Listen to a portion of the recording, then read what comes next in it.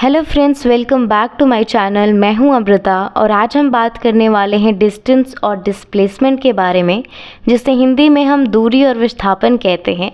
हम अक्सर कंफ्यूज रहते हैं कि कहीं ये डिस्टेंस और डिस्प्लेसमेंट एक ही चीज़ तो नहीं, अगर नहीं तो इनमें क्या डिफरेंस है। क्योंकि ये जो वर्ड डिस्टेंस है यानी कि ये दूरी है, इसका यूज़ तो हम अपनी डेली लाइफ में हर रोज़ करते हैं, लेकिन ये जो डिस्प्लेसमेंट है, विस्थापन है, इसको लेकर हम काफ़ी कंफ्यूज रहते हैं।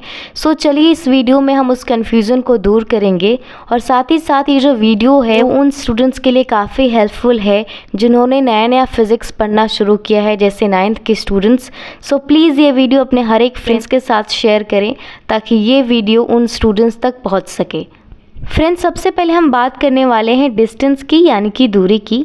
So distance is a length of actual path covered by an object in given time interval, यानी कि किसी भी दिए गए समय में किसी भी व्यक्ति या फिर किसी भी वस्तु द्वारा जो तय की गई रास्ते की लंबाई होती है वही उसकी दूरी होती है। ठीक है, अगर आप आसान शब्दों में समझना चाहें तो यहाँ पर एक इमेज मैंने लगाई हुई है। यहाँ पर ये व्यक्ति अगर चल के इतना रास्ता तय करता है, कवर करता है, तो ये जो रास्ते की लंबाई है जो ये कवर करेगा वही इसके द्वारा तय की गई दूरी होगी, डिस्टेंस होगा। नेक्स्ट पॉइंट है distance is a scalar quantity, यानी कि दूरी एक आदिश राशि होती है। स्केलर क्वांटिटी का मतलब होता है कि वैसी फिजिकल क्वांटिटी, ऐसी भौतिक राशि जिससे सिर्फ परिमाण की ज़रूरत हो, मैग्नीट्यूड की ज़रूरत हो, डायरेक्शन की नहीं। ठीक है, जैसे मैंने आपको ऊपर बताया ना कि हमने जो भी रास्ता तय किया अगर उसकी लंबाई 10 मीटर है तो यही हमारे द्वारा तय की गई दूरी होगी।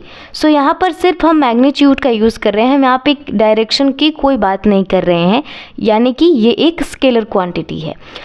Distance travel by an object is always positive, यानी कि किसी भी व्यक्ति, किसी भी वस्तु द्वारा जो तय की गई दूरी होती है वो हमेशा एक सकारात्मक राशि होती है। ठीक है, भले ही हम 2 मीटर चले, 4 मीटर चले या फिर 10 मीटर चले, हमने कुछ ना कुछ तो दूरी कवर की ही है, यानी कि है हमेशा सकारात्मक होती है। ये कभी ज़ीरो नहीं हो सकती, ये कभी नेगेटिव में नहीं हो सकती। हम भले ही एक ही कदम चले लेकिन हमने कुछ ना कुछ दूरी ज़रूर कवर की होती है।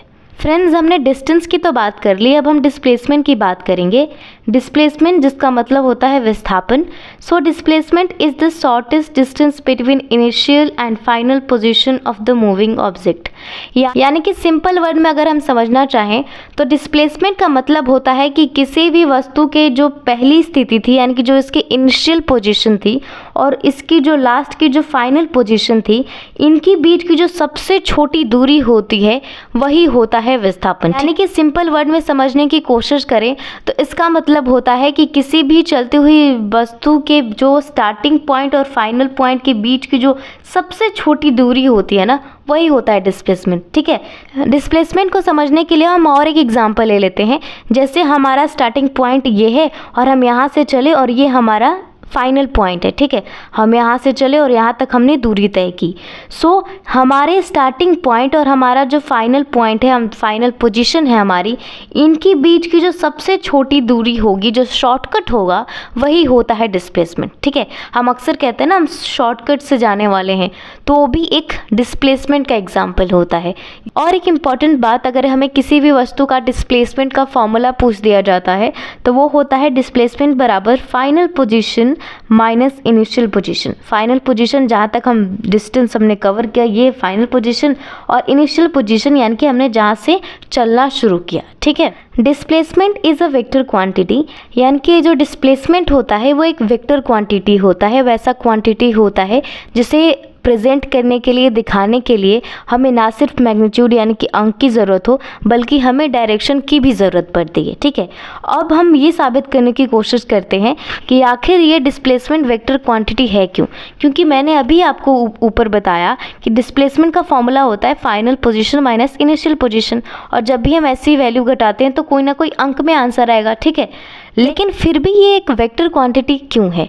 ऐसा इसलिए है क्योंकि जब भी हम डिस्प्लेसमेंट को दिखाते हैं तो हम अक्सर बात करते हैं कि इनिशियल पोजीशन यहाँ से शुरू हुआ और ये इसका जो फाइनल पोजीशन है वो इस तरफ से गया, यानी कि इसमें हम यहाँ डायरेक्शन का यूज़ करते हैं, भले ही हम वैल्यू में उस चीज़ को लिखें या फिर ना लिखें, ठीक है। इस तरह ये एक वेक्टर क्वांटिटी है। साथ ही साथ displacement of an object may be positive, negative and zero, यानी कि किसी भी वस्तु का जो विस्थापन है वो पॉजिटिव यानी कि एक सकारात्मक अंक भी हो सकता है, नेगेटिव भी हो सकता है और ज़ीरो भी हो सकता है। अब किस कंडीशन में जीरो होता है डिस्प्लेसमेंट मैं आपको अभी दिखाती हूँ, ठीक है।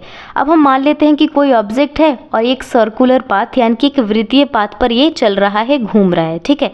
अब ये यहाँ से चलना शुरू करता है क्योंकि ये जो पूरा का पाथ है वो एक गोल पाथ है, तो वापस भी वहीं आता है, ठीक है। और हमने हमेशा से सीखा है कि जो डिस्प्लेसमेंट होता है वो होता है final position minus initial position. ख़त्म भी वहीं हुआ और शुरू भी वहीं हुआ, तो आंसर ज़ीरो ही होगा।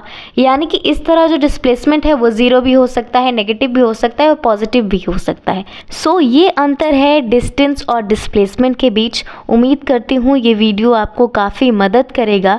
अपनी राय कमेंट में देना ना भूलें और वीडियो को पूरा देखने के लिए बहुत बहुत धन्यवाद।